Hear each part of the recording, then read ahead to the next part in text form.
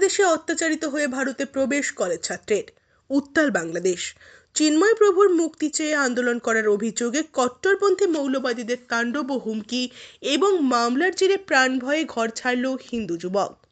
রায়গঞ্জ ব্লকের করতোয়া নদীর সাঁতরে ভারতে প্রবেশ করলে তাকে আটক করে বিএসএফ, তুলে দেয় রায়গঞ্জ থানার পুলিশের হাতে। জিজ্ঞাসাবাদের পর তাকে গ্রেফতার করে পুলিশ। বুধবার তাকে জলপাইগুড়ি জেলা আদালতে তোলা হয়। জানা গেছে ওই যুবকের নাম জীবন বর্মন, বয়স 21 বছর। তার বাড়ি বাংলাদেশের রংপুর জেলার ঠাকুরগাঁও গ্রামে। সে ঠাকুরগাঁও গভর্নমেন্ট কলেজের বিএ প্রথম বর্ষের ছাত্র। পালালে ভাই কেন আসছো ওই বাসে? আমি একজন সনাতনী, আমাদের হিন্দুদের উপর অনেক টর্চার হচ্ছে, যার কারণে আমি বাংলাদেশ থেকে ইন্ডিয়াতে আসি। তোমার নাম কি? তোমার নাম? আমার নাম জীবন বর্মন। 21। কি অত্যাচার হচ্ছিল? আমাদের হিন্দুদের উপর খুব টর্চার হচ্ছিল। তোমার পরিবারের উপরে টর্চার হয়েছে? কি হুমকি দিয়েছে? আমাদের